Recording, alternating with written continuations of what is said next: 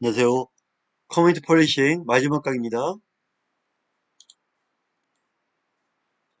지금 행정심판과 행정심판 전치주의 보고 있는데, 전치주의와 유연성, 이게 여러분 무슨 말인가 싶죠?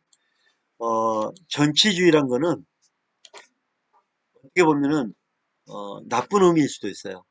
즉, 법원에 가려면 법원에 가서 바로 소송을 하면 되잖아요. 근데 반드시 행정심판을 거쳐야만 법원에 간다. 인권을 제약하는 부분이잖아요. 그러니까 전치주의라는 의미가 때로는 나쁘게 사용될 수가 있다. 법원에 못 가게 만들어 버릴 수가 있다. 그래서 이런 좀 그래서 헌법에 위반될 수가 있다. 이렇게 보시면 됩니다. 오랜 기간 정비되지 않고 방치되어 형식적으로 운영된 제도의 절차,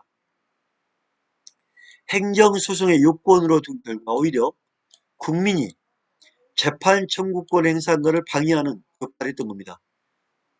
당신 법원에 오고 싶으면 행정심판 거쳐.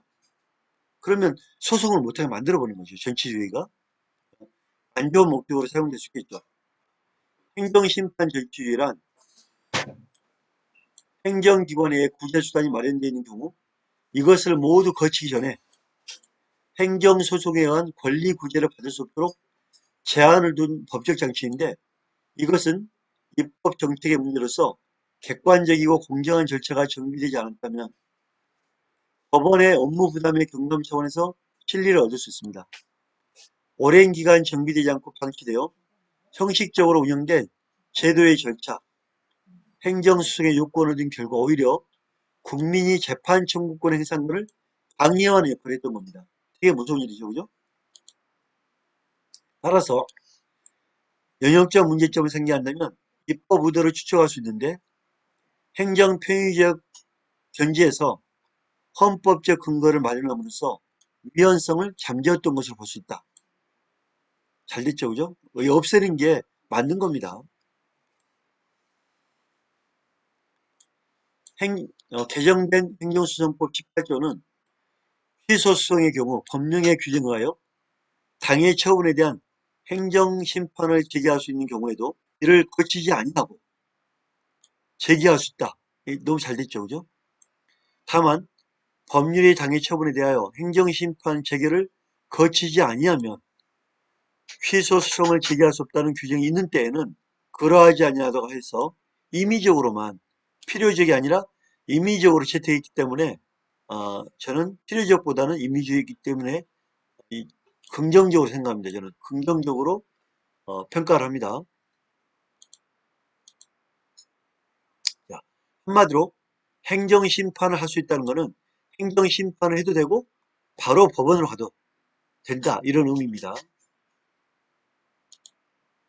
헌법재판소는 헌법 107조 3항의 의미를 해석하면 행정심판이 임의적으로 전심 절차로 규정되어 있을 경우에, 임의적이기 때문에 사법 절차가 준용될 필요가 없지만 이것이 필요적 전심 절차로 규정되어 있을 경우에 사법 절차가 준용되지 않는다면 국민의 재판 청구권을 위반한 위헌이라고 이렇게 보고 있는 겁니다. 기본권 보장의 경우와 달리 그 본질적 내용을 침해하지 않는 범위에서 입법자에게 제도의 구체적인 내용과 형태의 형성권을 폭넓게 인정하는 의미에서 최소한의 보장이 적용될 뿐이라고 표시하여 제도적 보장에 대한 이론을 명시적으로 인정하고 있는 겁니다.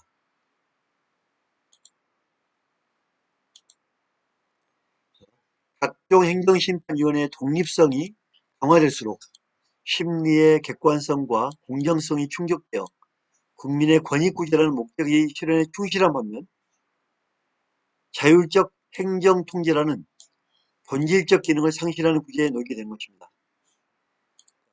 행정심판위원회 독립성이 강화될수록 객관성, 공정성이 충족되겠죠, 그죠?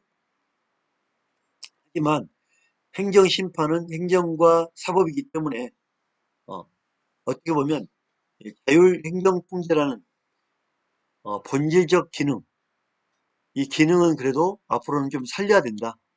자율적 행정 기능도 중요한 부분이라고 저는 생각합니다.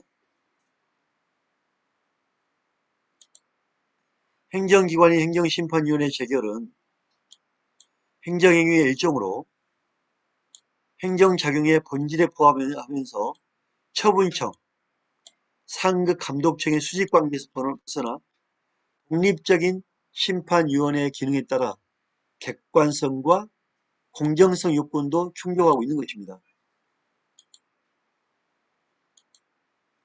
헌법재판소 입장도 12조 3항의 본문은 이러한과 함께 적법 절차의 원리에 일반 조항에 해당하는 것으로서 형사 절차상의 영역에 한정되지 않고 입법, 행정 모든 국가 공권력 적용에 절차상의 적법성뿐만 아니라 법률의 구체적 내용도 합리성과 정당성을 갖춘 실질적인 적법성이어야 한다는 적법 절차의 원칙을 헌법의 기본 원리로 명시하고 있는 것으로 이해하면 되겠습니다.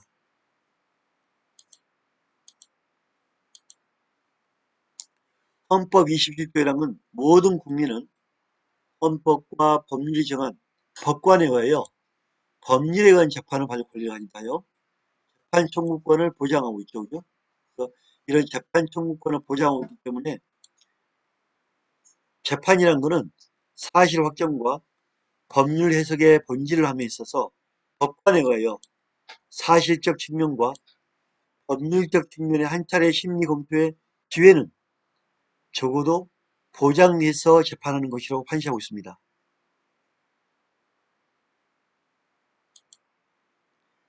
행정심판은 헌법 27조에서 부장하는 재판 청구권과 직접적인 연관성을 갖기보다는 간이하고 신속한 절차로 구성된 행정심판을 통해 권익보호를 도모하면서 이것으로서 정식적이고 궁극적인 구제인 헌법과 법률이 정한 법관에 의하여 법률에 의한 재판을 받을 권리를 저해하지 않도록 최소한의 사법 절차를 준용할 필요가 있다는 연관성을 갖는다고 봐야 됩니다.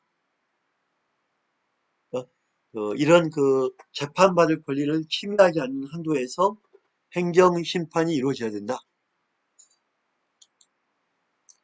행정심판의 근거가 107조 3항에 위입된 일련의 결정 과정을 일반적인 헌법과 법률의 형성 과정은 다릅니다. 즉 일반적으로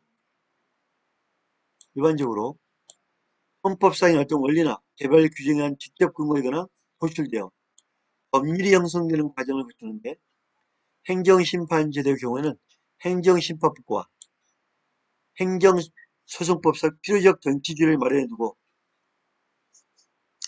이것을 보완한다면 헌법상 근거에 마련하는 반대 방향을 보여준 거죠. 그래서 이 필요적 정치주의는 안 된다. 임의적 정치주의가 된다.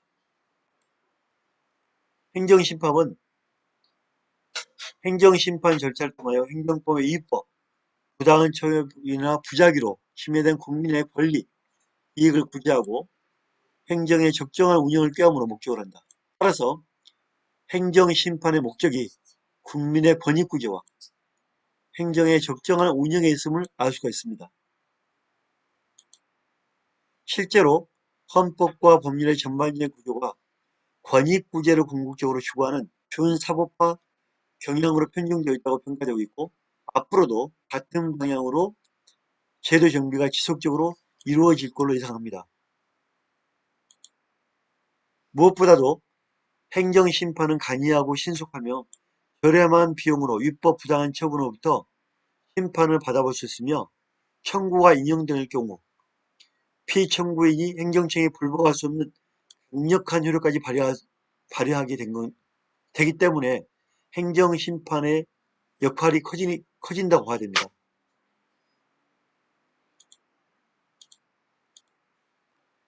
자율적인 통제를 위해서는 행정통제는 행정의 적절한 운영이라는 목적으로 연결되는데 행정권 내부의 자율적인 행정통제로서 행정의 적절한 운영을 꾀하겠다는 것입니다. 자율적 행정통제와 자기통제는 본류가 다르다고 볼 수 있습니다.